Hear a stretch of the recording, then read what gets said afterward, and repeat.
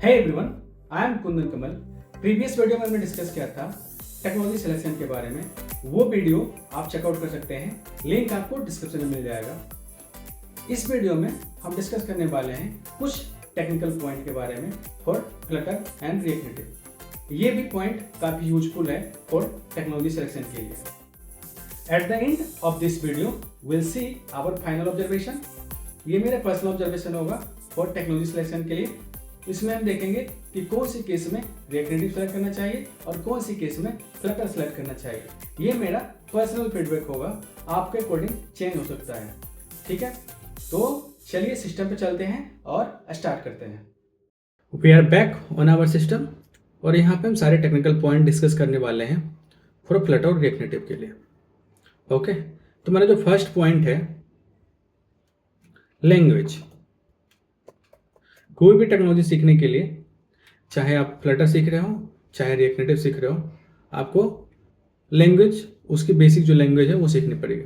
जैसे कि react native के लिए, रिएक्ट नेटिव पर मैं बात करूं तो रिएक्ट नेटिव के लिए हमको सीखना पड़ेगा जावास्क्रिप्ट और फ्लटर के लिए हमको सीखना पड़ेगा डार्ट गूगल की लैंग्वेज है और जावास्क्रिप्ट काफ़ी पॉपुलर लैंग्वेज है। ओके, तो फ्लटर जो बंदा कैरियर स्टार्ट करना चाहता है तो डायरेक्टली डार्ट सीख के वो फ्लटर की एप्लीकेशन डेवलप कर सकता है। रिएक्ट नेटिव फ्रेशर भी कर सकता है और वे बंदे जो ऑलरेडी वेब पे काम कर रहे हैं, तो एटलीस्ट जो भी बंदा वेब पे 1 एंड 2 ईयर से काम कर रहा है तो एटलीस्ट बेसिक का आइडिया जावास्क्रिप्ट पे कुछ ना कुछ आइडिया होता है। ठीक है, तो अगर जावास्क्रिप्ट का आइडिया है तो वो भी डायरेक्टली रिएक्ट नेटिव स्विच कर सकते हैं। उस केस में क्या होगा, उनको ओनली टूल्स जो एडिटर्स है हमारा एंड्रॉयड स्टूडियो, एक्सकोड, ये सारी चीज़ें थोड़ी समझनी पड़ेगी और जावास्क्रिप्ट का ऑलरेडी आइडिया है तो वो इजीली मूव कर सकते हैं। ठीक है, तो ये तो हमारा लैंग्वेज पार्ट था कि रिएक्ट नेटिव के लिए हमें जावास्क्रिप्ट सीखना पड़ेगा और फ्लटर के लिए हमें डार्ट की सीखनी पड़ेगी। डार्ट एक फ्रेश लैंग्वेज है, फ्लटर के लिए आपको डार्ट सीखनी ही पड़ेगी। ठीक है, तो ये हमारा लैंग्वेज पॉइंट है। नेक्स्ट जो पॉइंट है हमारा परफॉर्मेंस। ओके,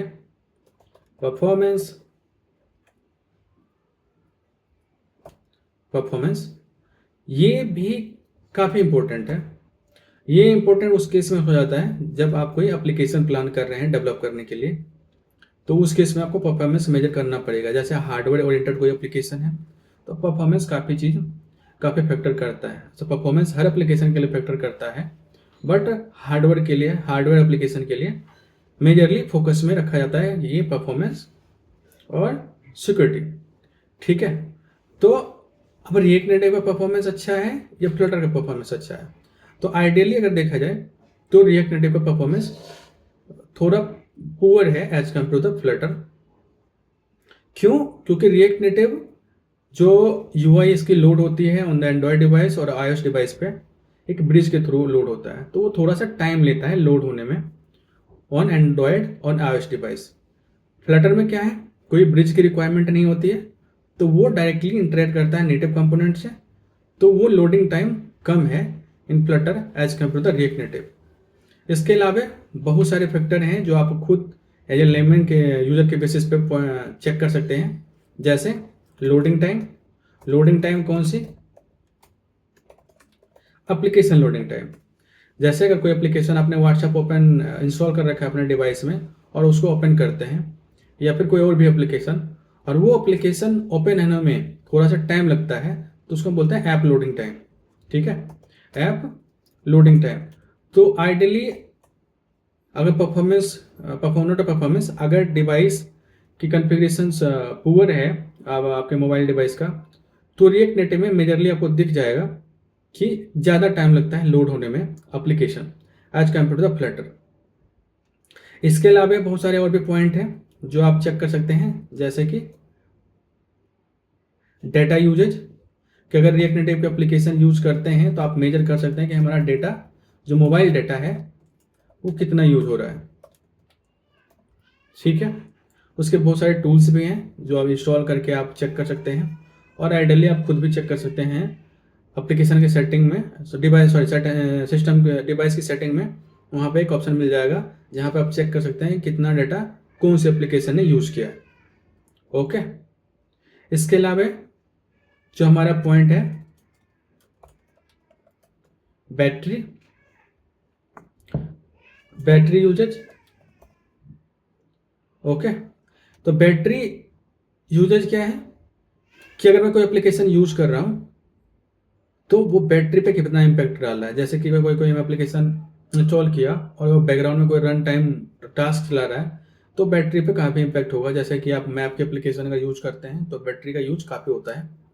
तो इसी तरह से रिएक्ट नेटिव एप्लीकेशन आप टेस्ट कर सकते हैं कि इसका बैटरी का यूजेज कितना है।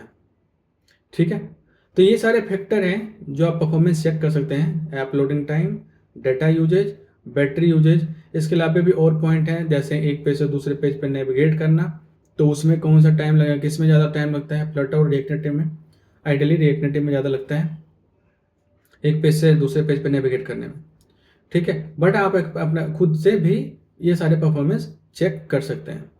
ओके, बट ओवरऑल बोलें तो रिएक्ट नेटिव की परफॉर्मेंस गुड है, नॉट एक्सीलेंट, और ये थोड़ा स्लो है, लाइक लो है एज कम्पेयर टू फ्लटर। ठीक है, लास्ट पॉइंट जो आते हैं, लास्ट पॉइंट जो हमारा है आवर ऑब्जर्वेशन। ठीक है, ऑब्जर्वेशन, ये पॉइंट। ओके, तो इस पॉइंट में क्या है कि जैसे कि हमने फर्स्ट वीडियो में सारे पॉइंट कवर कर लिए रिएक्ट नेटिव के और फ्लटर के। इस वीडियो में हमने टेक्निकल पॉइंट देख लिया कि लैंग्वेज क्या रिक्वायरमेंट है, परफॉर्मेंस किसकी अच्छी है। अब अगर मैं बोलूं कि react native, okay, react native को हमें तब सेलेक्ट करना है जब हमारी एप्लीकेशन स्केलेबल हो और बिग एप्लीकेशन हो। ठीक है, जब स्केलेबल एप्लीकेशन हो, जैसे कि अगर मैं व्हाट्सएप का ही एग्जांपल लेता हूं। ठीक है, पहले व्हाट्सएप क्या था, मोबाइल डिवाइस पे थी, फिर ब्राउज़र पे है, अभी डेस्कटॉप पे भी है, तो ये स्केल हो रही है। और दूसरा पॉइंट क्या है, इससे फीचर भी ऐड हो रहे हैं। जब भी किसी एप्लीकेशन का यूजर बेस बढ़ता है तो ऑटोमेटिक ये स्केलेबिलिटी, नए नए फीचर ऐड करना, एप्लीकेशन को अपडेट करना रिक्वायर्ड हो जाता है। ठीक है, तो अगर स्केलेबल एप्लीकेशन है और बिग एप्लीकेशन है, जैसे ई कॉमर्स टाइप की बहुत बड़ी एप्लीकेशन है, तो उस केस में आप रिएक्ट नेटिव सेलेक्ट कर सकते हैं। अगर आपकी एप्लीकेशन स्मॉल है, लाइक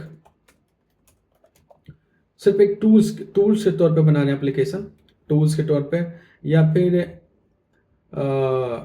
लाइक मेरे पास टू डू लिस्ट एक एप्लीकेशन हो गया, या सिमिलरली इसे नोट टू डू लिस्ट छोटी एप्लीकेशन है, जैसे गूगल पे हो गया, तो इस टाइप के एप्लीकेशन है, स्मॉल एप्लीकेशन है, तो आप फ्लटर सेलेक्ट कर सकते हैं।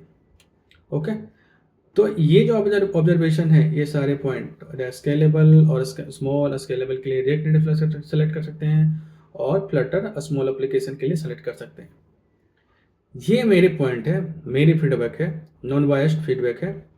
आप अपने अकॉर्डिंग सेलेक्ट कर सकते हैं टेक्नोलॉजी जो हमने पॉइंट डिस्कस किया उसके बिहाफ पे। ओके, बट आइडियली बोला जाए तो स्मॉल एप्लीकेशन के लिए फ्लटर सेलेक्ट करना चाहिए एंड स्केलेबल और बिग एप्लीकेशन के लिए रिएक्ट नेटिव सेलेक्ट करना चाहिए। ठीक है, तो ये थे सारे 3 पॉइंट हमारे, लैंग्वेज, परफॉर्मेंस एंड ऑब्जर्वेशन।